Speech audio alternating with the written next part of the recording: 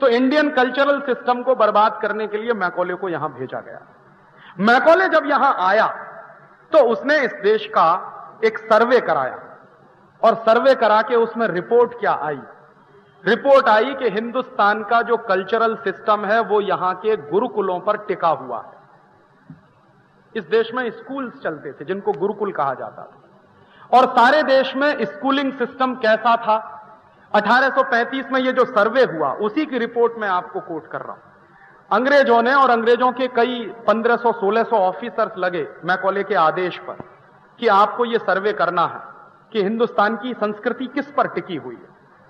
तो उस सर्वे से निकला कि यहां की पूरी संस्कृति स्कूलों पर टिकी हुई है, गुरुकुलों पर टिकी हुई है, आश्रम पद्धति से स्कूल चलते हैं। तो स्कूलों में क्या क्या पढ़ाते हैं? तो जो सर्वे है उस सर्वे की रिपोर्ट में एक ही हिस्सा मैं आपको दे रहा हूं, तो आपको पता चले कि यह देश कैसा रहा होगा। मद्रास प्रेसिडेंसी में अंग्रेजों के सर्वे की रिपोर्ट बताती है 1835 में 1.5 लाख कॉलेज हैं, पूरी प्रेसिडेंसी। और मैंने उस जमाने के अंग्रेजों के लैंड रेवेन्यू के रिकॉर्ड्स निकलवाए हैं इंडिया ऑफिस लाइब्रेरी से। उनको इसलिए निकलवाया कि यह पता करूं कि 1835-40 में मद्रास में गांव कितने हैं, कुल नंबर ऑफ विलेजेस कितना।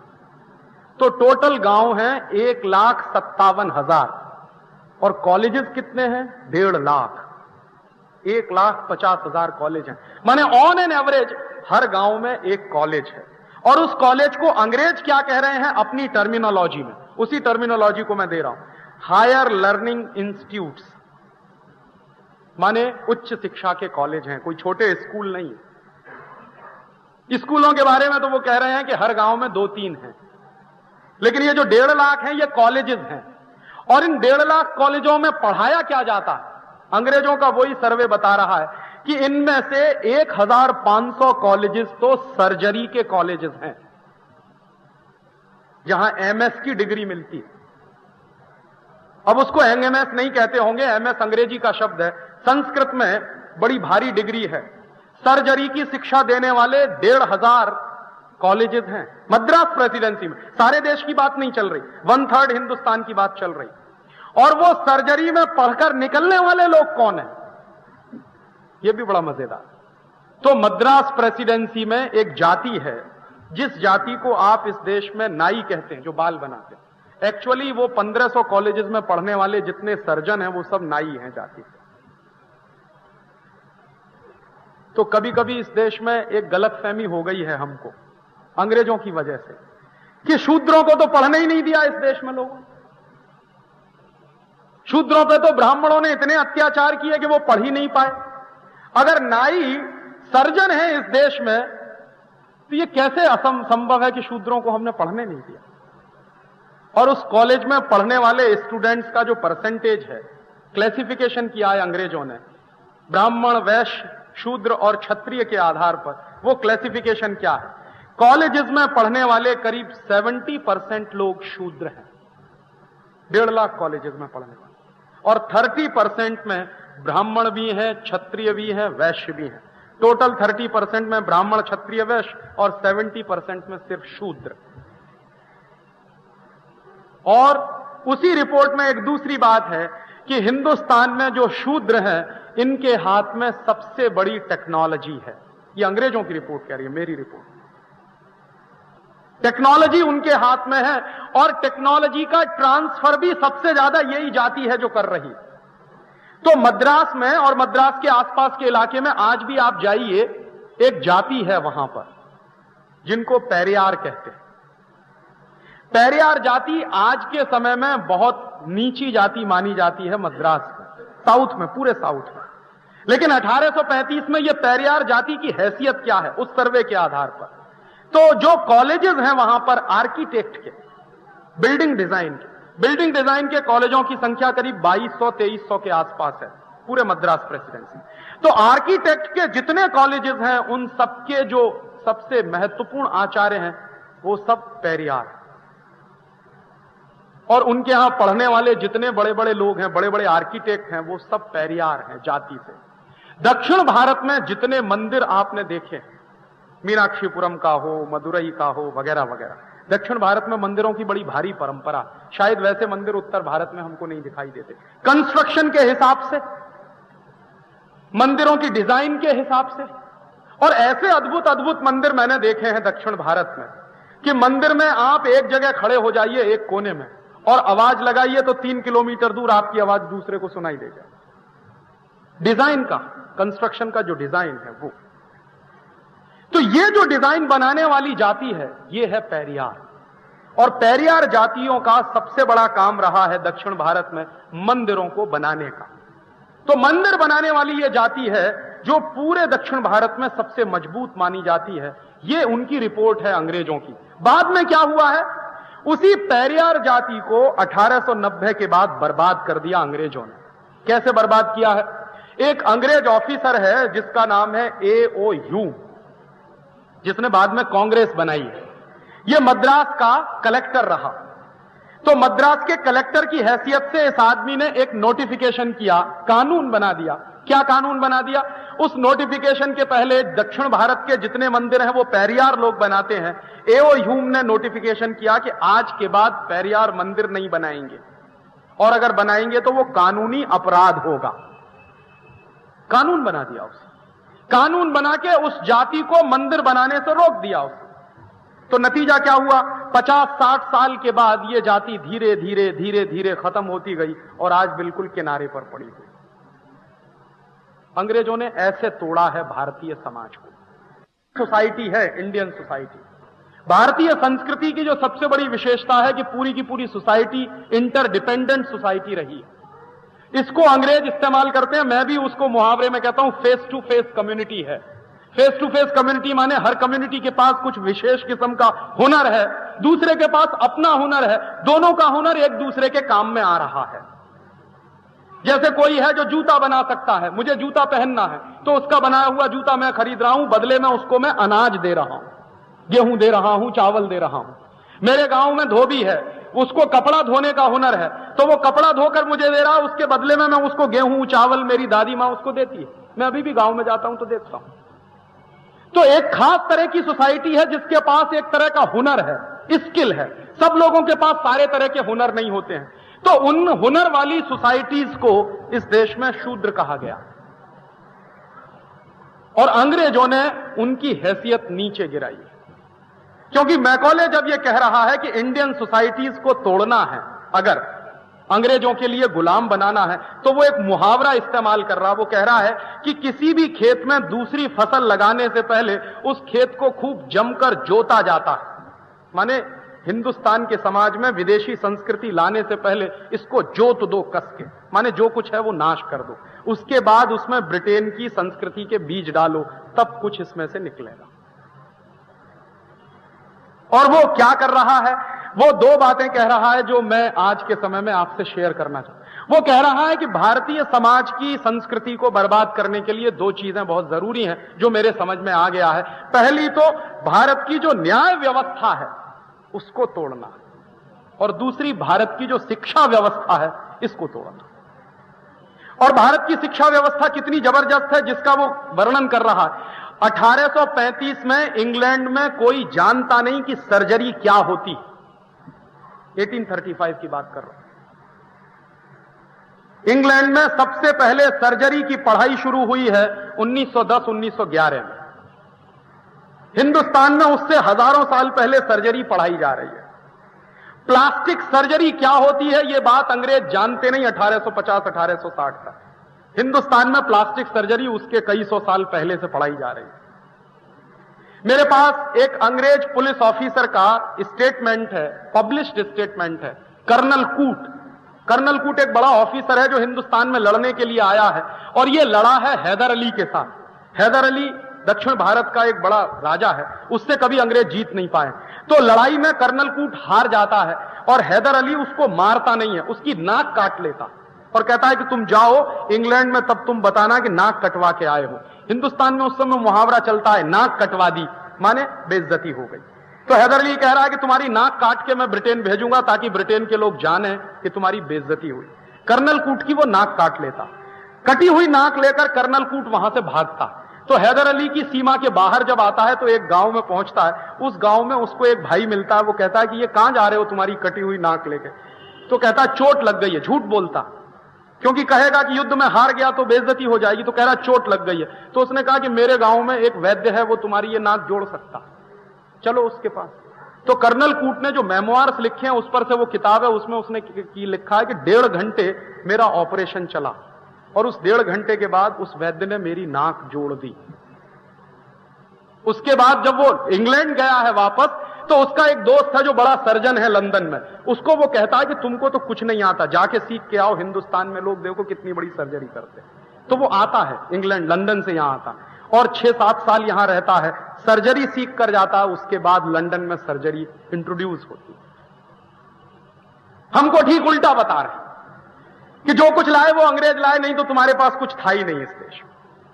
सच्चाई उसके उल्टी है कि अंग्रेज यहां से जो कुछ ले गए हैं उसी पे अपनी मोहर लगा के हमको पेश कर रहे हैं कि देखो हम ले आए तुम्हारे लिए। तो इतना बड़ा एजुकेशन सिस्टम इस देश में चलता है तो उसके पीछे कुछ गहरी व्यवस्थाएं होंगी, अंग्रेज उसको खत्म कर रहे हैं। उसके लिए मैकॉले कानून बना रहा है, उस कानून का नाम है इंडियन एजुकेशन एक्ट। तो इंडियन एजुकेशन एक्ट जब लागू होता है इस देश में तो पहली बात उसमें क्या है कि जितने गुरुकुल चल रहे हैं इनको इल्लीगल घोषित करो। अंग्रेज सरकार यह फैसला कर रही है और गुरुकुलों को इल्लीगल अगर घोषित कर दिया जाएगा तो गुरुकुलों को दान देने वाले जो लोग हैं वो सब इल्लीगल हो जाएंगे, तो गुरुकुलों को दान नहीं मिलेगा और गुरुकुलों को दान नहीं मिलेगा तो गुरुकुल अपने आप ही बंद होने वाले हैं। उसके बाद हम क्या करेंगे, हम कॉन्वेंट स्कूल इस देश में खोलेंगे। फिर ये उसकी प्लानिंग है। उस प्लानिंग से एजुकेशन एक्ट आता है, लागू होता है, गुरुकुलों को दान बंद किया जाता है, गुरुकुलों में पढ़ाने वाले लोगों पर अत्याचार होते हैं, उनको मारा जाता है, पीटा जाता है, जेल में बंद किया जाता है। और कुछ साल के बाद पता चला धीरे धीरे गुरुकुल बंद होने लगते हैं। फिर अंग्रेजों ने सबसे पहला कॉन्वेंट स्कूल खोला है कलकत्ता, और उस कॉन्वेंट स्कूल में बच्चों को पढ़ाई के लिए एडमिशन करवाना है, उसके लिए एक आदमी इस देश में खड़ा किया गया, उसका नाम है राजा राममोहन राय। राजा राममोहन राय इस देश में खड़े किए गए हैं अंग्रेजों की तरफ से, ताकि अंग्रेजों का जो कॉन्वेंट स्कूल खुला है उसमें बच्चों को लाने की जिम्मेदारी उनके ऊपर है। और राजा राममोहन राय अंग्रेजों के बड़े भारी समर्थक व्यक्ति हैं। इतिहास में इतना तो शायद आपने पढ़ा ही होगा कि अंग्रेजी शिक्षा को हिंदुस्तान के गांव-गांव में फैलाने का काम राजा राममोहन राय ने किया। उसके पहले Raja Rammohan Roy east India company में क्लर्क हैं और नौकरी करते हैं। बाद में उनको नौकरी से छुट्टी दी जाती है और कहा जाता है कि तुमको तुम्हारी तनख्वाह मिलेगी, बस गांव-गांव में कॉन्वेंट स्कूल खोल दो और बच्चों को उसमें लाने की तुम्हारी जिम्मेदारी। अब उस जमाने में कोई मां बाप अपने बच्चों को कॉन्वेंट में भेजता नहीं। क्यों नहीं भेजता? सबको लगता है कि यह फालतू का स्कूल है। तो राजा राममोहन राय गांव-गांव जाते हैं। एक गांव का किस्सा मैं आपको सुनूं तो आपको थोड़ा पता चले। वर्धमान एक जगह है कलकत्ता के पास, बंगाल। वर्धमान में गए हैं राजा राममोहन राय और वहां के गांव के लोगों की मीटिंग बुला के कन्विंस कर रहे हैं कि आप अपने बच्चों को कॉन्वेंट स्कूल में भेजिए। तो एक गांव का किसान उनसे पूछता है कि क्या मिलेगा वहां हमारे बच्चों को? तो कहते हैं अंग्रेजी पढ़ाई जाएगी। तो किसान पूछता है उस अंग्रेजी से क्या होगा? कि आपके बच्चे अंग्रेजों जैसे हो जाएंगे। तो वो पूछ रहा है कि फिर अंग्रेजों जैसे हो जाएंगे तो हमारा क्या फायदा? तो वो कुछ बता नहीं पा रहे हैं। फिर एक तर्क वो दे रहे हैं कि आपके बच्चे टाई लगाएंगे, सूट बूट पहनेंगे। तो गांव वाला पूछता है ये टाई क्या होती है? उसको मालूम नहीं कि टाई क्या होती है, और सही ही बात है, इस गर्म देश में टाई लगाने का कोई मतलब नहीं। तो वो पूछ रहा है टाई क्या होती है? तो वो कहता है कि एक कपड़ा होता है, उसको गले के चारों तरफ बांध दिया जाता है। तो राजा राममोहन राय से वो किसान पूछ रहा है कि इसका इस्तेमाल क्या है? तब वो बता रहा है राजा राममोहन राय कि ब्रिटेन में सर्दी बहुत पड़ती है और इतनी ठंडी पड़ती है कि हर समय जुकाम रहता है लोगों को, तो गले के नजदीक एक कपड़ा बांधते हैं ताकि बार बार उससे नाक पोंछ सके। तो वो किसान कह रहा है कि मेरे देश में तो गर्मी पड़ती है, फिर मेरे गांव के बच्चों को तो जरूरत नहीं टाई लगाने की। तो राजा राममोहन राय बेचारे निराश होकर उस गांव से वापस लौटते हैं और गांव का कोई भी आदमी अपने बच्चे को कॉन्वेंट में भेजने को तैयार नहीं। और इसी के साथ साथ एक दूसरी बात और बताऊं आपको, यहीं से जुड़ी हुई, कि ये कॉन्वेंट स्कूल यूरोप में क्यों खुले हैं। वहां क्यों चलाए गए कॉन्वेंट स्कूल? यूरोप में एक बड़ी भारी परंपरा है, हजारों साल पुरानी। वो परंपरा क्या है? बच्चों को लावारिस छोड़ दिया जाता। अभी ये बंद हुई है, पिछले 200 साल पहले, उसके पहले ये चलती थी। बच्चा पैदा हुआ, चर्च के सामने छोड़ दिया। बच्चा पैदा हुआ, अनाथ आश्रम में छोड़ दिया। हजारों साल से ये उनकी वो परंपरा है, उनकी सिस्टम है। क्यों है ये परंपरा? तो इंग्लैंड की हिस्ट्री जब मैं पढ़ रहा था तो मुझे पता चला कि गरीबी इतनी है कि बच्चों को पालना मुश्किल, तो बच्चों को छोड़ देते। बच्चा पैदा हुआ, चर्च के सामने छोड़ दिया या अनाथ आश्रम में छोड़ दिया। बच्चे को साथ रखने का रिवाज नहीं है, इसलिए आप जानते हैं कि वहां 10-11 साल के बाद बच्चा कोई मम्मी पापा के साथ रहता नहीं, सब छोड़ के चले जाते। और हजारों साल से तो बचपन में भी साथ रखने की परंपरा नहीं है। अभी ये परंपरा थोड़ी बदली। तो ये जो लावारिस बच्चे होते हैं, ये जो अनाथ बच्चे होते हैं, इनको कहां रखा जाए, ये यूरोप में बड़ी भारी प्रॉब्लम रही। तो उनके लिए कॉन्वेंट स्कूल खोले गए। माने कॉन्वेंट स्कूल में वो बच्चे जाते हैं यूरोप में जिनके मम्मी का पता नहीं, जिनके पप्पा का पता नहीं, जो लावारिस है। हमारे बच्चे क्यों जाते हैं? यहां तो मम्मी भी है, यहां तो पप्पा भी है। और आज से 200 साल पहले कोई मम्मी पापा अपने बच्चों को कॉन्वेंट में भेजने को तैयार नहीं है, इतनी तर्क सुनने के बाद भी कि टाई लगाएगा तो ऐसे करेगा। और आज तो लाइन लगी हुई है, पहले से ही कॉन्वेंट में एडमिशन करा।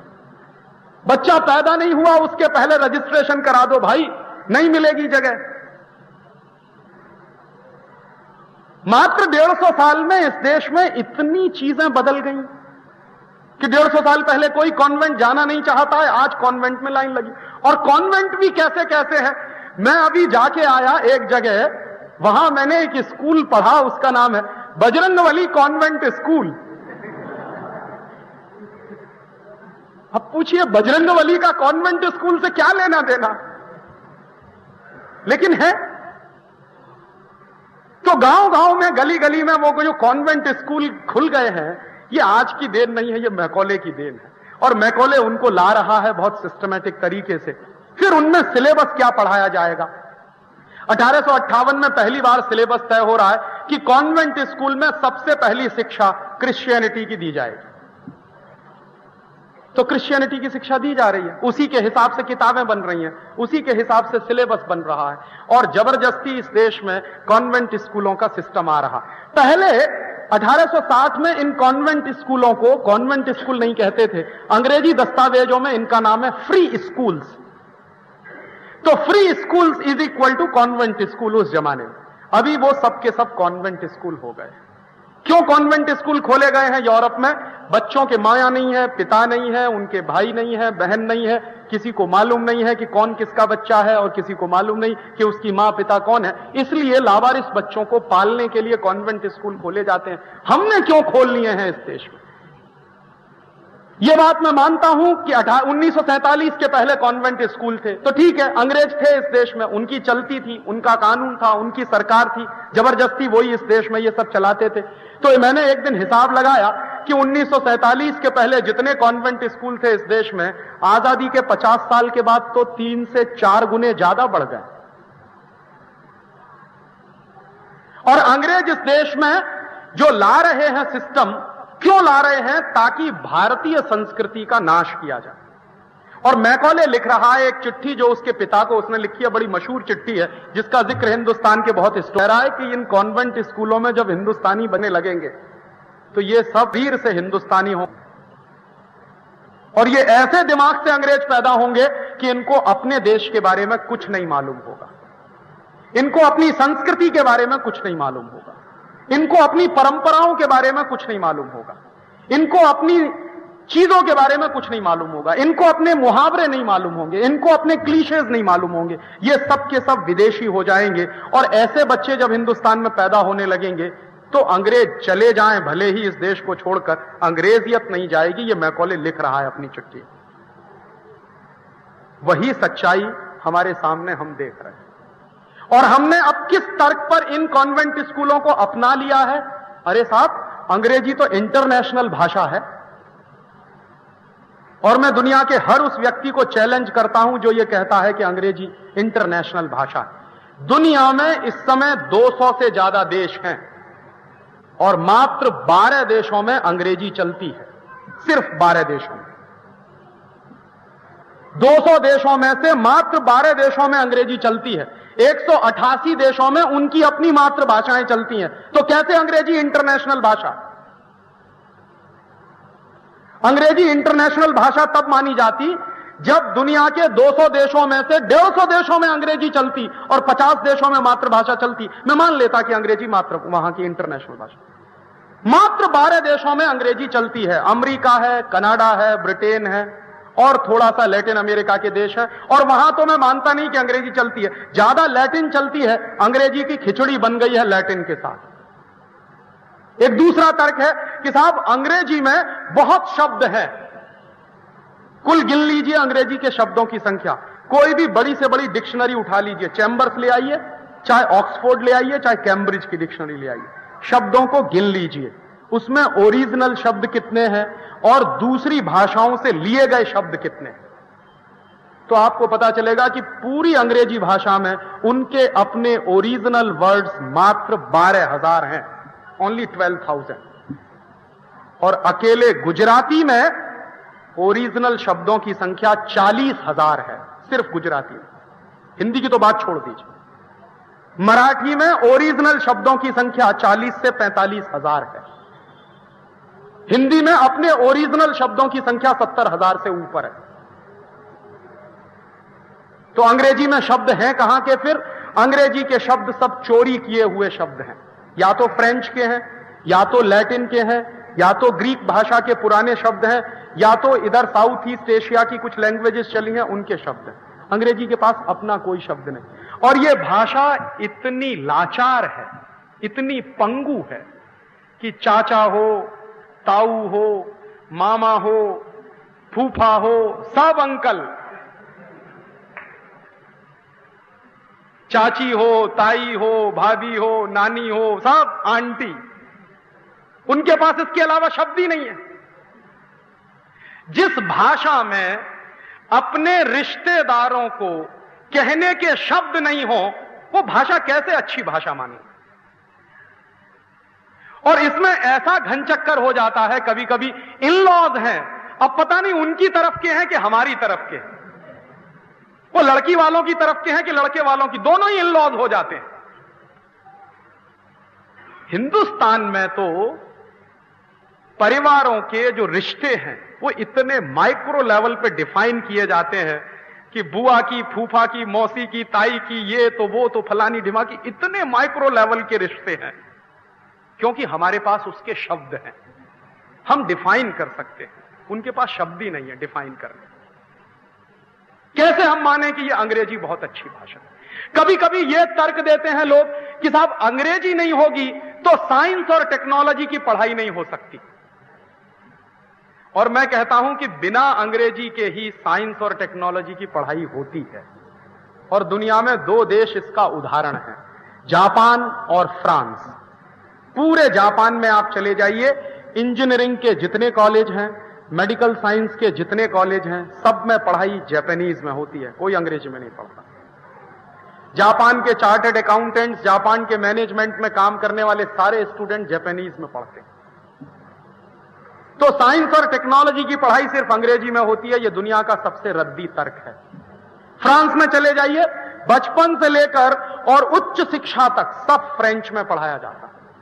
और फ्रांस में तो मैं रहा हूं, तो मैंने देखा है कि किसी आदमी को अंग्रेजी में बात करिए तो ऐसी नाक चढ़ा के यूं कर लेता है कि आपने पता नहीं कितना बड़ा अपराध कर दिया।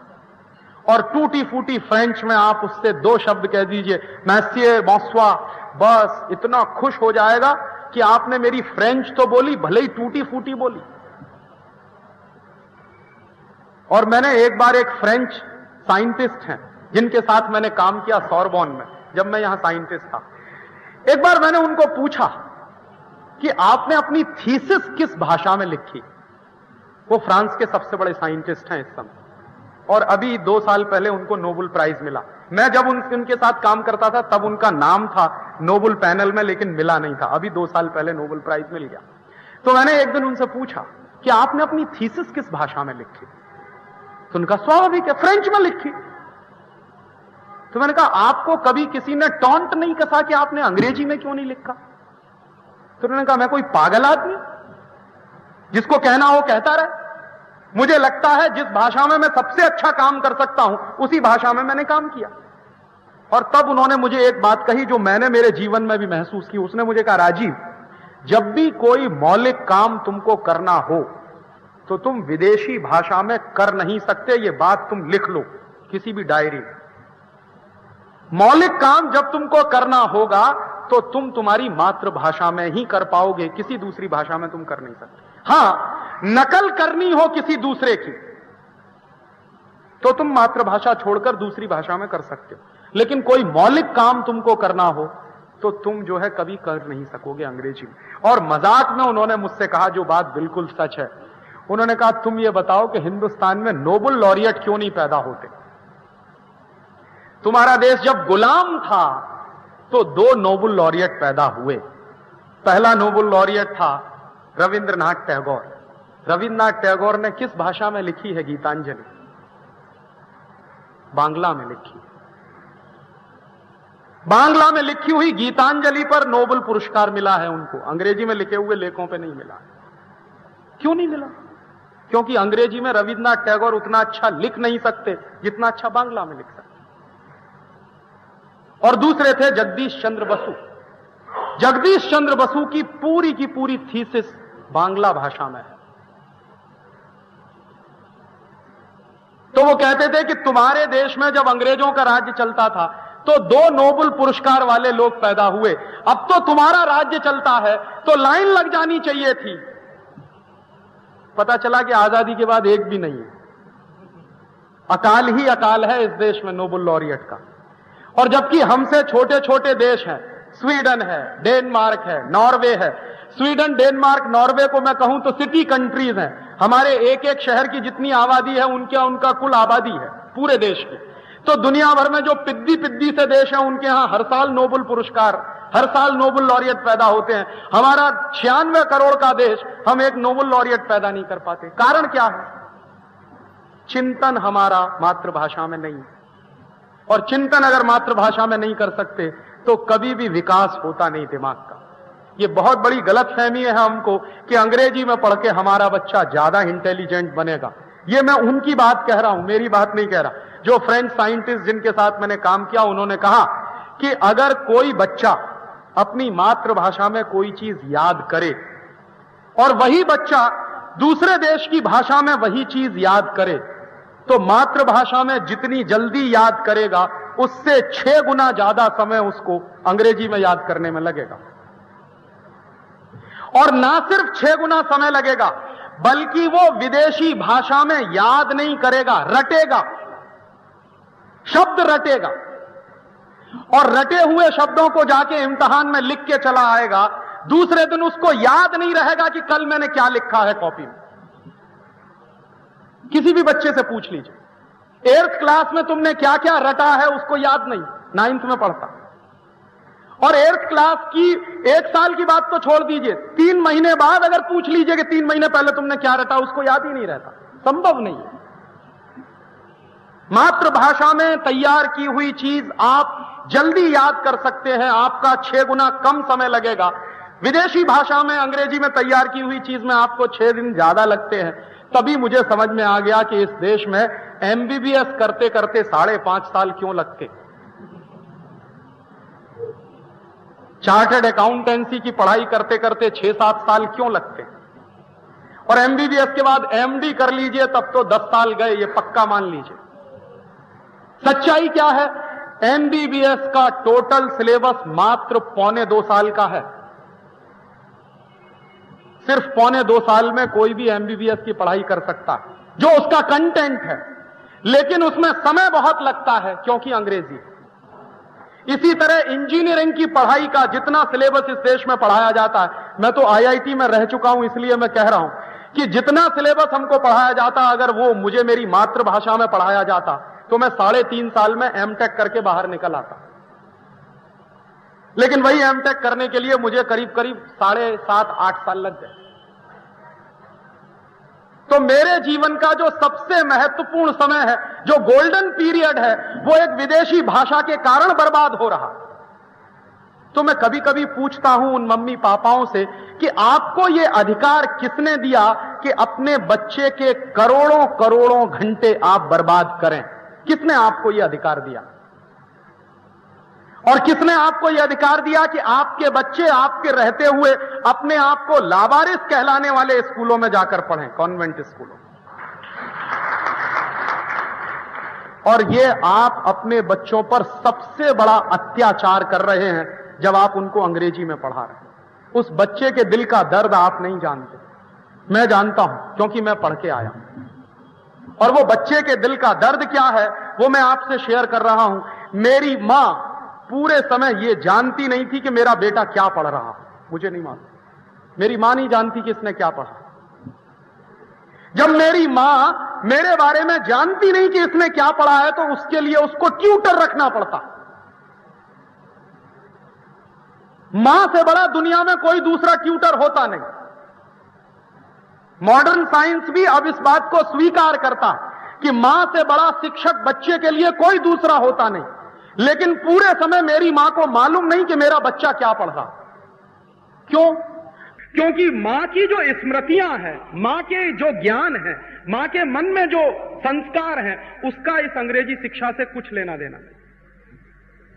और हमने कैसे अपनी माताओं को बेवकूफ घोषित कर दिया। इस देश की लाखों लाखों करोड़ों करोड़ों माताएं दुनिया की सबसे इंटेलिजेंट लोग हैं जब वो तुलसी के पौधे में पानी देती, लेकिन हमारे देश ने उनको रिजेक्ट कर दिया। क्यों? क्योंकि उनके पास पीएचडी नहीं है, उनके पास एमटेक की डिग्री नहीं है, लेकिन उनको मालूम है कि तुलसी के पौधे में पानी लगाया जाता। क्यों लगाया जाता है तुलसी के पौधे में पानी? क्योंकि तुलसी का पौधा ऑक्सीजन देता। दुनिया में यह अद्भुत किस्म की फैक्ट्री है ऑक्सीजन पैदा करने वाली। आप इसको पानी दीजिए, तुलसी का पौधा पानी को और हाइड्रोजन को अलग अलग, ऑक्सीजन और हाइड्रोजन को अलग कर देता। H2O में से H2 अलग हो जाता है, ऑक्सीजन बाहर निकलती है। और उसको अपने फोटोसिंथेसिस की प्रक्रिया को पूरा चलाने में पानी की बहुत जरूरत होती है। इसलिए मेरी मां रोज तुलसी के पौधे को पानी देती है। कितनी बड़ी साइंटिफिक काम कर रही है वो। लेकिन हमने तो कहा वो तो बेकार है, पढ़ी लिखी नहीं, क्योंकि उसको पीएचडी नहीं मिली। और साक्षरता किसको करनी है? मेरी मां को कहने आएंगे कि तुम साक्षर हो जाओ, क्योंकि तुमको एबीसीडी लिखना नहीं आता। लेकिन वो इतनी बड़ी साइंटिस्ट है कि रोज तुलसी के पौधे में पानी दे रही है। मेरे जैसे बेवकूफ जो डिग्री लेके निकलते हैं, उनको मालूम नहीं कि तुलसी के पौधे में पानी दिया जाता। हमको नहीं पढ़ाया किसी ने कि तुलसी के पौधे में पानी दिया जाता है। मेरी मां को उसकी मां ने पढ़ाया कि तुलसी के पौधे में पानी दिया जाता है। कितना बड़ा वैज्ञानिक कर्म वो कर रही है, लेकिन हम कह रहे हैं वो तो पढ़ी लिखी नहीं है, क्योंकि साक्षर नहीं है। तो हम किसको साक्षर बनाने जा रहे हैं? उन लोगों को साक्षर बनाने जा रहे हैं जो हमसे ज्यादा शिक्षित हैं। हम जो कुछ नहीं जानते हैं वो मान के बैठे हैं कि सारी साक्षरता हमारे ही पास है, क्योंकि हम जानते हैं A for apple, B for boy, C for cat. वो मेरी मां नहीं जानती। उसको कहना होगा तो वो कुछ और तरीके से कहेगी। वो आ फॉर अरिहंत कह देगी, लेकिन उसको ये नहीं मालूम ए फॉर एप्पल होता। तो हमने कह दिया कि वो तो बेकार है, वो तो पढ़ी लिखी नहीं है, उसको तो कुछ आता नहीं है, उसको साक्षर बनाना है। और सच्चाई ये है कि साक्षरता हमको उससे सीखनी चाहिए कि तुलसी के पौधे में पानी क्यों दिया जाता है। यह दुनिया का सबसे बड़ा वैज्ञानिक कर्म है। नीम का दातुन क्यों किया जाता है? यह दुनिया का सबसे बड़ा वैज्ञानिक कर्म है। ये वैज्ञानिक कर्म करने वाले लोग हिंदुस्तान के गांव गांव में रहते हैं, लेकिन हमने क्या किया है? वो ही बेवकूफ हैं, क्योंकि वो अंग्रेजी नहीं जानते। और हम अंग्रेजी जानने वाले लोग शायद दुनिया के सबसे बड़े इडियट हैं। ये मैं बहुत कन्विक्शन से कह रहा हूं, क्योंकि हम में से कोई भी आदमी वो काम कर नहीं सकता जो गांव का किसान करता। एक बार मैं एक गांव में गया तो एक किसान को मैंने देखा बैल को खोलते हुए और हल में जोतते हुए। तो मैंने थोड़ी देर 2 मिनट अपने मन में सोचा कि मान लो ये काम मुझे करना पड़े तो बैल कहीं होगा और मैं कहीं होऊंगा। मैं नहीं कर सकता उस काम को। बैल को कहां से खोलकर कैसे हल में लगाना है, ये स्किल उसके पास है। और जिस आदमी के पास इतना बड़ा स्किल है, उसको हमने कहा ये अनस्किल्ड लेबर है। ये तो अंग्रेजों की दी हुई परिभाषाएं, और ये सारी परिभाषाएं निकली कहां से है? इसी अंग्रेजी के एजुकेशन सिस्टम से। हमने होशियार किसको माना, हमने इंटेलिजेंट किसको माना? पटर पटर अंग्रेजी में 10-12 वाक्य जो बोल सके, भले ही ग्रामेटिकली वो इनकरेक्ट हो, लेकिन जो जितनी फास्ट अंग्रेजी बोले वो उतना इंटेलिजेंट। ये हमने मान्यताएं बना ली। जबरदस्ती गुजराती बोल सकते हैं, अच्छी मराठी बोल सकते हैं, इंप्रेशन जमाने के लिए धड़ाधड़ अंग्रेजी में बोलते चले जाए ताकि सामने वाले पे रौब पड़े। किस पे रौब डाल रहे हो भाई? तुम तो खुद अपने मन में इतने हीन हो गए हो कि अपनी मातृभाषा में बात नहीं कर सकते। और जो समाज अपनी मातृभाषा से कट जाता है उस समाज का कभी भला नहीं होता। जापान गुलाम हुआ था अंग्रेजों का, ये आज की बात नहीं है, 300-350 साल पुरानी बात है। और जापान में कॉन्वेंट स्कूल खोल दिए थे अंग्रेजों। उन कॉन्वेंट स्कूलों में पढ़ाने के लिए कुछ 5-1 लाख जेसुइट्स लोगों की फौज खड़ी की गई थी जापान में। जापान जब आजाद हो गया ब्रिटेन की गुलामी से, तो जापानीज लोगों ने सबसे पहला काम जानते हैं क्या किया था? अंग्रेजी स्कूलों का नाश कर दिया था। और उस दिन के बाद से जापानीज लोगों ने संकल्प लिया था कि कोई बच्चा अंग्रेजी में नहीं पढ़ेगा, सब बच्चे जापानीज में पढ़ते हैं। और आज दुनिया में जापान की इकोनॉमी अमेरिका की इकोनॉमी से टक्कर ले रही है। चाइना एक दूसरा देश है, कोई भी बच्चा वहां अंग्रेजी में नहीं पढ़ता। और चाइना की इकोनॉमी दुनिया में इस समय 2nd लार्जेस्ट इकोनॉमी मानी जाती है। सबसे ज्यादा वाइब्रेंट इकोनॉमी है चाइना की इकोनॉमी। ऐसे ही दुनिया में फ्रांस है, कोई अंग्रेजी में नहीं पढ़ता, लेकिन फ्रांस यूरोप में इस समय काफी आगे है। हमारे मन में यह गलतफहमी है कि अंग्रेजी में पढ़ेंगे तभी आगे बढ़ेंगे। इस गलतफहमी में से बाहर निकल आइए। यह अंग्रेजों की दी हुई गुलामी की व्यवस्था है जो आज भी हम इस देश में चला रहे हैं। और इसलिए मैं ये कहता हूं कि ये जो अंग्रेजियत का सिस्टम है, ये अंग्रेजों का दिया हुआ जो सिस्टम है, ये गुलामी के समय से चल रहा है। और आजादी के 50 साल भले ही आ गए हैं, लेकिन व्यवस्था वही चल रही है। अंग्रेजों का बनाया हुआ आईपीसी चल रहा है, अंग्रेजों का बनाया हुआ सीआरपीसी चल रहा है, अंग्रेजों का बनाया हुआ सीपीसी चल रहा है। कभी कभी एक मजाक में मेरे कुछ दोस्त मुझको कहते हैं कि राजीव, अगर अंग्रेज नहीं आते तो इस देश में न्याय नहीं मिलता। कभी अंग्रेज आए तो न्याय मिला इस देश को। तो मैं उनको एक कहानी सुनाता हूं कि अंग्रेजों के पहले कैसा न्याय था और अंग्रेजों के बाद कैसा न्याय है। हमारे देश में एक राजा था, उसका नाम था चंद्रगुप्त विक्रमादित्य। उसके राज्य में 2 महिलाओं में झगड़ा हो गया। क्या झगड़ा हुआ? एक बच्चा था, उसको क्लेम करने वाली 2 माताएं थी। एक माता कहती थी कि ये मेरा है, दूसरी कहती थी ये मेरा है। अब उस झगड़े को लेकर, उस केस को लेकर दोनों माताएं गई कोर्ट में। राजा की जुडिशियल काउंसिल बैठी, मुकदमा पेश किया गया। एक महिला खड़ी हुई, उसने सिद्ध किया कि ये मेरा बच्चा। दूसरी भी खड़ी हो गई, उसने भी सिद्ध कर दिया कि ये मेरा बच्चा। राजा ने कहा कि तलवार ले आओ, आधा आधा काट दो, आधा एक को दे दो, आधा दूसरे को दे दो। जैसे ही राजा ने तलवार मंगाई और बच्चे को काटने की बात कही, वैसे ही असली मां खड़ी हो गई और कहने लगी नहीं नहीं, बच्चे को काटो मत, भले ही इसको दूसरी मां को दे दो। क्योंकि कोई भी असली मां होगी अपनी आंखों के सामने कैसे अपने बच्चे को कटता हुआ देखेगी। राजा को पता चल गया कि यही असली मां है, तो राजा ने उस बच्चे को उसकी असली मां को दे दिया। 2.5 मिनट के अंदर पूरे केस का फैसला हो गया। यही केस लेकर आप सुप्रीम कोर्ट में चले जाइए, कम से कम 20 साल लग जाएंगे आपको, पता नहीं चलने वाला कि कौन असली मां है और कौन नकली मां है। 20 साल से पहले इस केस का फैसला हो नहीं सकता। अंग्रेजों के पहले ऐसा न्याय था कि 2.5 मिनट में केस का फैसला होता था। अंग्रेजों के जमाने से ऐसा न्याय आया है कि 20 साल लग जाते हैं, दोनों माताएं मर जाएंगी, बच्चा भी मर जाएगा, पता नहीं चलने वाला कि कौन जीता कौन हारा। करोड़ों करोड़ों केस पेंडिंग पड़े रहते हैं, न्याय नहीं होता। ये अंग्रेजों की व्यवस्था। हमारी व्यवस्था में 2.5 मिनट में न्याय होता। तो ये मन से चीजों को निकालिए। बहुत बार हमारे मन में ऐसी चीजें बैठी रहती है कि अंग्रेज नहीं आते, ईस्ट इंडिया कंपनी नहीं आती तो इस देश का भला नहीं होता, वगैरह वगैरह। ये सारी बातें मुझे लगता है कि गुलामी के दौर की बातें हैं। और इन गुलामी के दौर की बातों से अगर आप बाहर निकल आए मानसिक रूप से, शारीरिक रूप से तो बाद में निकलेंगे, पहले मन से बाहर निकलते, तो इस देश का फिर से वो पीरियड वापस आ सकता है जो सोने की चिड़िया वाला पीरियड था। हम शारीरिक रूप से गुलाम नहीं है, हम मानसिक रूप से गुलाम। हमको हमेशा ब्रिटेन की, यूरोप की, अमेरिका की तरफ देखने की आदत पड़ गई। वो क्या करते हैं, हम उसी को फॉलो करते हैं। हमको हमारे तरफ देखने की आदत नहीं है। तो मैं आपको यही कोशिश कर रहा हूं इतने लंबे व्याख्यान के बाद कि इस मानसिक गुलामी में से बाहर निकलिए। ये मानसिक गुलामी बहुत खतरनाक है और इस मानसिक गुलामी में से बाहर निकलने के तरीके क्या हैं?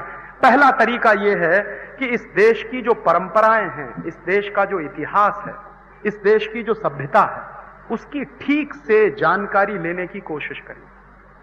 हमको हमारी परंपराओं के बारे में कुछ नहीं मालूम है, कोई कह देता है तो हम मान लेते हैं कि हां ऐसा ही इस देश में चलता। जब तक हमको हमारे देश की परंपराओं की गहरी जानकारी नहीं होगी तो संस्कृति की जानकारी आपको हो नहीं सकती। और उन परंपराओं और संस्कृति की जानकारियों को अगर आप हासिल कर लें तो आप मानसिक गुलामी में से बाहर आ जाएंगे। और अगर हम मानसिक गुलामी में से बाहर आ गए तो इस देश को हम बहुत आगे ले जा सकेंगे। क्योंकि जो मानसिक गुलाम होता है वो कभी विकास नहीं कर पाता, गुलाम बन के रहता है, मजदूर बन के रहता है, दास बन के रहता है, मालिक नहीं बनता कभी। हमारी भी हैसियत यही है कि पहले अंग्रेजों के गुलाम थे, अब अमेरिका के गुलाम, पहले यूरोप के गुलाम थे, अब अमेरिका के गुलाम। गुलामी की परंपरा वो जा नहीं रही है। इस गुलामी में से बाहर निकलना, और इस गुलामी में से बाहर निकलने के लिए सिद्धांत क्या है? भारतीय सांख्य जो दर्शन है ना, उसमें एक वाक्य है, नेति नेति। नेति नेति माने ना इति ना इति। ना इति माने ये नहीं ये नहीं। हम क्या हुआ इस देश में, जब से गुलाम हुए हमने ना कहना छोड़ दिया, हां जी करते रहे।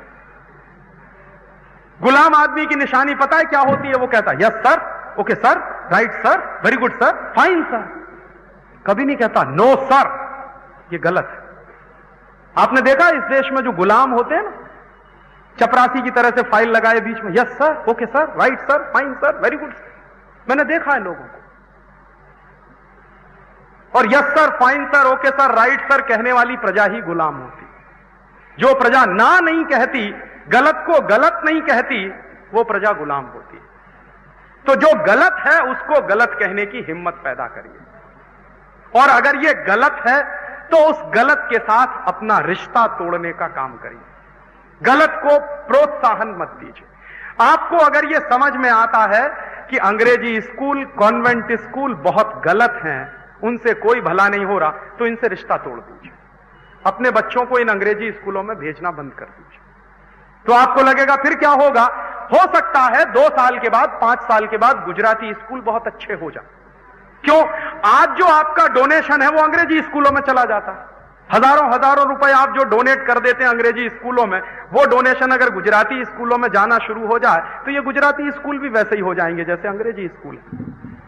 आपका डोनेशन अगर मराठी स्कूलों में जाना शुरू हो जाए तो मराठी स्कूल भी उतने ही अच्छे हो जाएंगे जैसे अंग्रेजी स्कूल।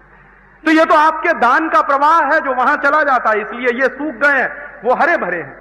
वहां से आपका दान इनमें आने लगे तो ये हरे भरे हो जाएंगे, वो सूख जाएंगे। तो आपके बच्चे अगर इधर आ जाएं पढ़ने के लिए, गुजराती में, मराठी में, बंगला में, तेलुगु में, तमिल में, कन्नड़ में, हिंदी में, इन सारी भाषाओं में अगर हम हमारे बच्चों को पढ़ाना शुरू करें तो इस अंग्रेजियत से हमारा रिश्ता टूटेगा और इस मानसिक गुलामी से रिश्ता टूटेगा। और मुझसे आप पूछेंगे जापान ने इतनी तरक्की क्यों कर ली है, तो मैं एक ही जवाब दूंगा कि जापान के लोगों में अपनी मातृभाषा से जितना प्यार है उतना ही अपने देश से प्यार है। जिस देश के लोग अपनी मातृभाषा से प्यार नहीं करते वो कभी देश से प्यार करते नहीं है, झूठा दिखावा करते हैं। जो अपनी मातृभाषा को नहीं मानता वो देश को कैसे मानेगा? इसलिए जापान के बच्चों में बचपन से कूट कूट कर नेशनैलिटी की भावना भरी जाती है। और हम हिंदुस्तान के प्रधानमंत्री हैं जो अंग्रेजी में बात करते हैं उनके साथ। तो कभी भी ये बात सच नहीं है कि हमारा बच्चा अंग्रेजी में नहीं पढ़ेगा तो वो पीछे रह जाएगा। सच्चाई इसके उल्टी है कि जब आपका बच्चा मातृभाषा में पढ़ेगा तभी वो होशियार बनेगा और तभी उसका डेवलपमेंट होगा। उसका कारण क्या है? उसका सीधा सा कारण है अगर आपका बच्चा मातृभाषा में कोई चीज याद करे तो जितनी जल्दी याद करेगा उससे 6 गुना ज्यादा समय उसको लगता है अंग्रेजी में याद करने में। अगर कोई सवाल आपका बच्चा आधा घंटे में याद कर सकता है गुजराती में, तो वही सवाल याद करने के लिए उसको कम से कम 3 घंटा लगेगा। तो क्या हो रहा है, इस देश का हर वो विद्यार्थी जो अंग्रेजी माध्यम से पढ़ रहा है, वो विद्यार्थी अपने जीवन में 6 गुना ज्यादा समय बर्बाद कर रहा है। और इस हिसाब से अगर हम माने इस देश में विद्यार्थियों की कुल संख्या अगर 10 करोड़ की है, तो हिंदुस्तान के विद्यार्थियों का 60 करोड़ घंटे का समय हम बर्बाद कर रहे हैं सिर्फ इसलिए कि उनको अंग्रेजी माध्यम में पढ़ाया जाए। और कई लोग मुझको कहते हैं कि राजीव भाई, अंग्रेजी बहुत बड़ी अच्छी भाषा है, अंग्रेजी बहुत समृद्ध भाषा है। और उनको मैं ये तर्क देता हूं कि किसी भी भाषा की समृद्धि इस बात से तय होती है कि उसमें कितने शब्द हैं। और अंग्रेजी भाषा में कुल मिलाकर मात्र 12,000 शब्द हैं, और मात्र 12,000 शब्दों वाली भाषा है अंग्रेजी। गुजराती भाषा में कुल मिलाकर इस समय 40,000 शब्द हैं। तो समृद्ध भाषा गुजराती है या अंग्रेजी है? मराठी भाषा में इस समय 48,000 से ज्यादा शब्द हैं। और हिंदी की बात मैं करना शुरू करूं तो हिंदी में लगभग 70 से 80,000 शब्द हैं।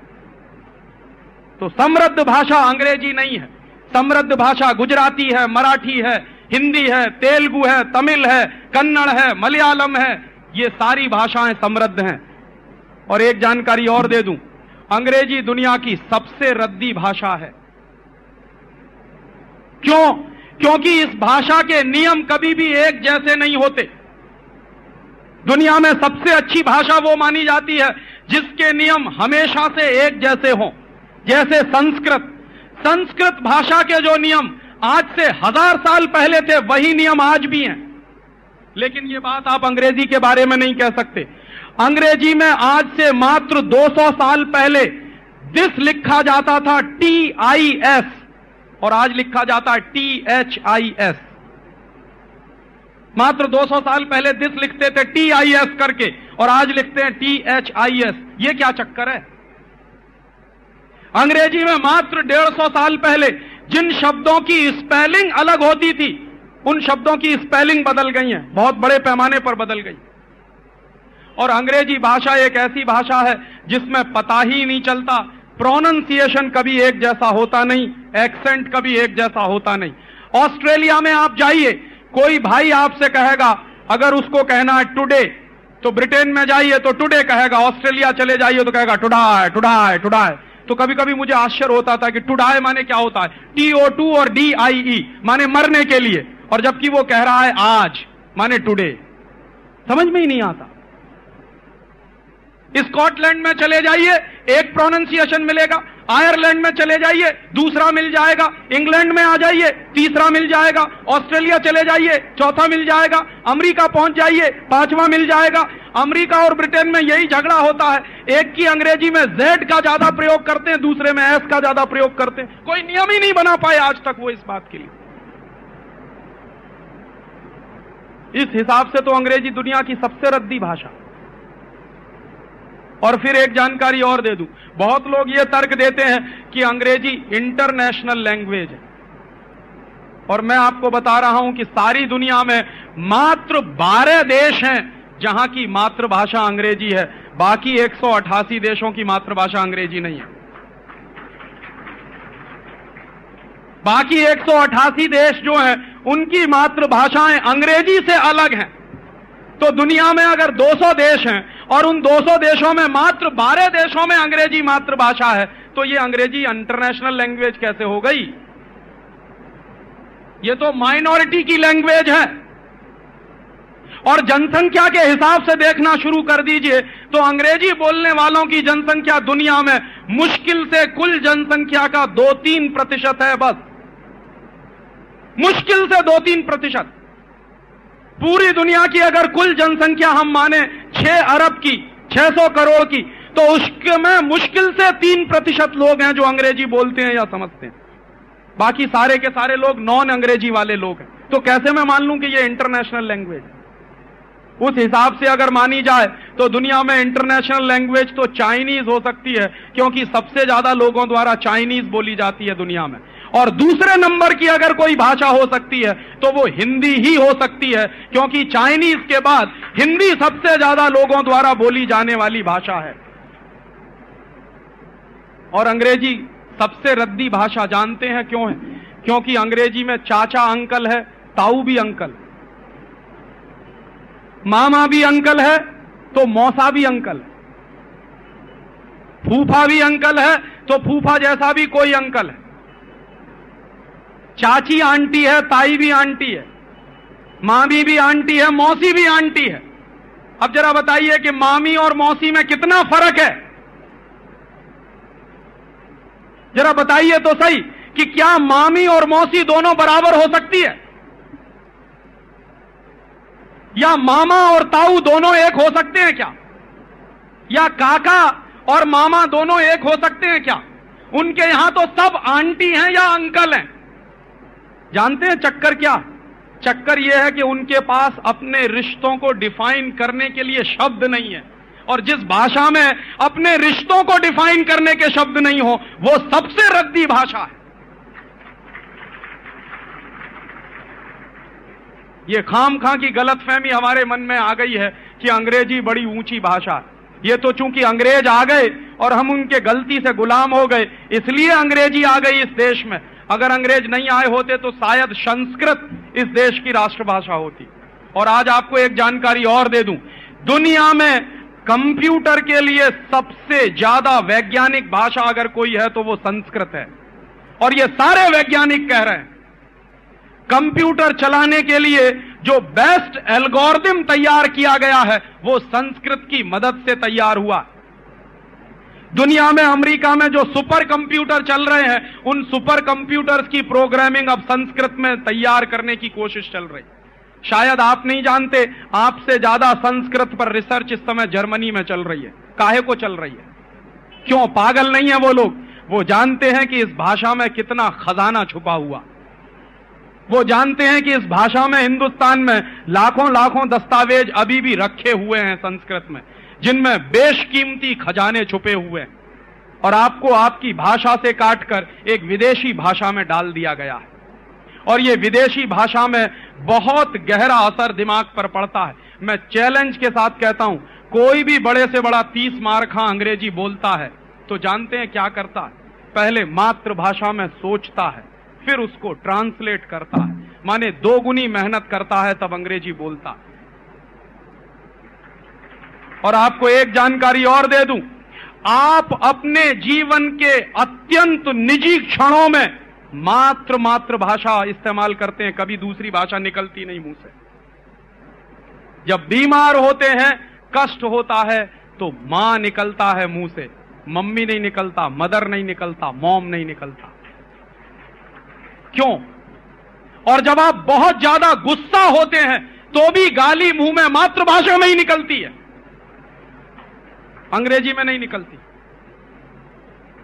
तो आप अपने जीवन के जितने व्यस्ततम निजी क्षण होते हैं अपनी मातृभाषा में ही बात कर सकते हैं। और तब इस बच्चे को, जिसको आपने अंग्रेजी में डाल दिया है, उसके ऊपर कितना बोझा पड़ता है इसका आपको अंदाजा नहीं है।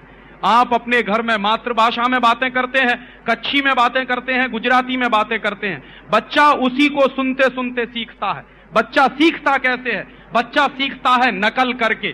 तो जिस तरह से आप प्रोनाउंशिएट करते हैं वैसे ही बच्चा प्रोनाउंशिएट करने की कोशिश करता है, और उससे उसकी भाषा का विकास होता है। तो स्वाभाविक रूप से जो वो सीख कर आया है उसके ठीक उल्टी भाषा में आप उसको पढ़ने के लिए मजबूर करते हैं। तो नतीजा क्या निकलता है? नतीजा निकलता है कि वो बच्चा फिर पढ़ता नहीं है, रटता है चीजों को। और अगर मैं गुजराती में कहूं तो पोपट हो जाता है। तो जो पोपट हो जाता है बच्चा, उसकी एक खासियत होती है। किसी भी बच्चे को आप पढ़ाइए, मान लीजिए आपका बच्चा कक्षा 8 में पढ़ता है और उसका इम्तिहान हुआ है, तो इम्तिहान के लिए वो रटेगा और रटने के बाद इम्तिहान में लिख कर आएगा। 2 दिन बाद आप उससे पूछ लीजिए, उसको कुछ भी याद नहीं है कि उसने क्या लिखा 2 दिन पहले। 2 दिन बाद वो भूल जाएगा उसने क्या लिखा। 1 साल की तो बात ही छोड़ दीजिए, मुझे खुद याद नहीं है अंग्रेजी में जितनी चीजें मैंने रटी हैं, वो मुझे खुद याद नहीं, आज मुझे खुद याद नहीं। और इस अंग्रेजियत की शिक्षा व्यवस्था कैसा सत्यानाश करती है, वो मैं मेरा एक उदाहरण आपको देना चाहता हूं। मैं कक्षा 9 में जब पढ़ता था तो मुझको मार मार के एक फॉर्मूला सिखाया गया मैथमेटिक्स का, x प्लस वाई का whole square is equal to X square plus 2xy plus Y square. फिर इसी को सिखाया गया x minus Y whole square is equal to X square minus 2xy plus Y square. अक्सर क्या होता था, मैं भूल जाता था। क्या भूल जाता था? x प्लस वाई में प्लस होगा, x माइनस वाई में प्लस होगा, इसी में अक्सर भूल जाता था। तो अक्सर क्या होता था कि x प्लस वाई में माइनस 2xy लिखता था या x माइनस वाई में प्लस 2xy लिखता था। अक्सर गणित में मेरे नंबर कट जाते थे, तो मेरी पिटाई होती थी। और उस पिटाई के डर की वजह से मैंने एक बार 3 महीने सारी पढ़ाई बंद करके ये दोनों फॉर्मूले रटना शुरू किया। और 3 महीने रटता रहा। 10 किलो कॉपी मैंने भर दी होगी इन 2 फॉर्मूलों को रटने के लिए। लेकिन आज मैं कह रहा हूं कि इन दोनों फॉर्मूलों का मेरे जीवन में कोई इस्तेमाल नहीं। मैं 2 वर्ष तक एक रिसर्च प्रोजेक्ट में काम भी करता रहा वैज्ञानिक की हैसियत से। उस समय भी मेरे जीवन में इन दोनों फॉर्मूलों का कोई इस्तेमाल नहीं हुआ। और इन दोनों फॉर्मूलों को तैयार करने में मैंने मेरे जीवन का 3 महीना लगा दिया। पिटाई खाई, डांट खाई, अध्यापक से बेइज्जती सहन की कि तुम नालायक हो, तुमको ये 2 फॉर्मूले भी याद नहीं होते। तो इतनी पिटाई हुई, इतनी बेइज्जती हुई क्लास में, चूंकि ये 2 फॉर्मूले याद नहीं होते थे। और इतना समय बर्बाद करके मैंने जो 2 फॉर्मूले याद किए, उनका मैं करूं क्या अपने जीवन में? और ऐसा एक नहीं है, मैं आपको सैकड़ों हजारों उदाहरण दे सकता हूं कि जो कुछ आपके बच्चे याद कर रहे हैं, जो कुछ आपके बच्चे पढ़ रहे हैं, उसमें से मुश्किल से 5% उनके जीवन में काम आने वाला है। 95% तो बेकार ही जाने वाला है। और लाद लाद के बोझा हमारे बच्चों पर, जानते हैं क्या बना रहे हैं? हमारे बच्चों को गधा बना रहे हैं। गधा क्या होता है? बोझा लादते जाइए, लादते जाइए, लादते जाइए। ऐसे ही हम हमारे बच्चों पर सिलेबस का बोझा लादते ही जा रहे हैं, लादते ही जा रहे हैं, लादते ही जा रहे हैं। माने हम हमारे बच्चों को गधा बना रहे हैं। इतना होमवर्क, ट्यूशन पढ़ाने आए वो भी होमवर्क देता है, स्कूल में पढ़ने जाए वहां भी होमवर्क मिलता है। और मैं आपको कह रहा हूं कि जो होमवर्क इनके टीचर्स देते हैं बच्चों के, उनसे पलटकर पूछ लीजिए, उनको नहीं आता वो होमवर्क कैसे होने वाला। मेरे एक बड़े परिचित दोस्त हैं हरीश भाई, उनका छोटा सा बच्चा कॉन्वेंट स्कूल में पढ़ता है। अभी एक दिन मैं उनके घर गया तो रो रहे थे, बड़े उदास थे। कहने लगे इसकी टीचर ने होमवर्क दे दिया। क्या होमवर्क दे दिया है? साइकिल के पूरे अस्थि पंजर के नाम लिख के ले आओ और उनका नाम लिखते हुए एक एक वाक्य इस्तेमाल कर लाओ। तो मैंने उस बच्चे से कहा कि अपनी टीचर को जाके कहना कि तुम एक एक वाक्य बनाकर दे दो, तब मैं देखता हूं कि वो कितनी पढ़ी लिखी है। जो होमवर्क अध्यापक नहीं कर सकते वो बच्चों पे लाद देते। और बाद में क्या होता है? उसकी खुन्नस निकालने के लिए बच्चों को मारते हैं, पीटते हैं, उनको डांटते हैं, उनकी बेइज्जती करते हैं और बच्चों का दिमाग कुंठित कर देते हैं। यह जो शिक्षा व्यवस्था है, यह बच्चों को गधा बनाने वाली व्यवस्था है। और मैकॉले ने इसलिए इस देश में यह व्यवस्था चालू की थी ताकि इस देश के बच्चे गधे बने, इंटेलिजेंट नहीं बने। और यह इसी शिक्षा व्यवस्था का परिणाम है जो इस देश में दिखाई देता है। जब हम गुलाम थे तब इस देश में 2 नोबेल लॉरियट पैदा हुए थे।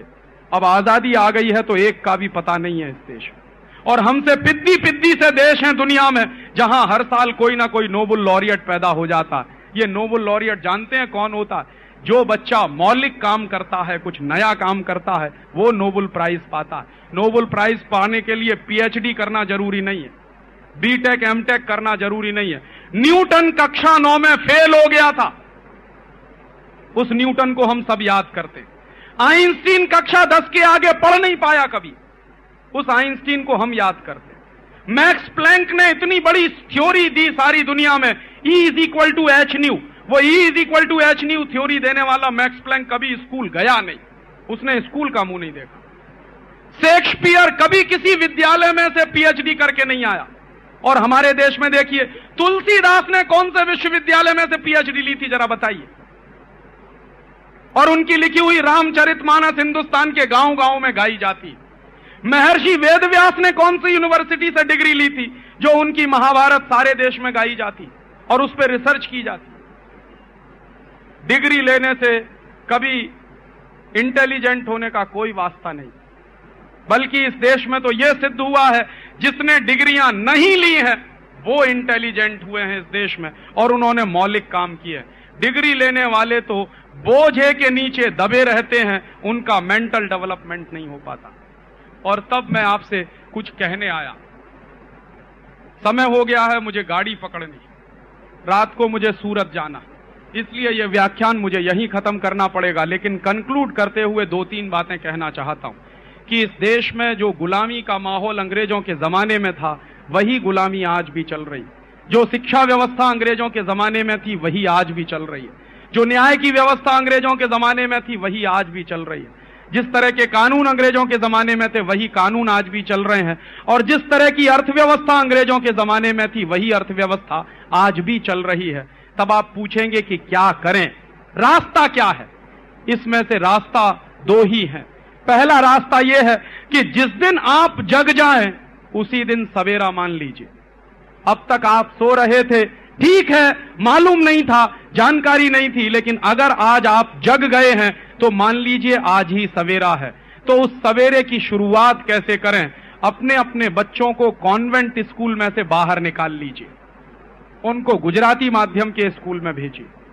और गलती से भी कभी किसी को यह सलाह मत दीजिए कि अपने बच्चों को अंग्रेजी माध्यम में पढ़ाओ, क्योंकि इस अंग्रेजियत की व्यवस्था को अगर बदलना है तो आपके बच्चों को अपनी मातृभाषा में पढ़ना ही पड़ेगा, नहीं तो वो अंग्रेजियत में ही फंसते चले जाएंगे।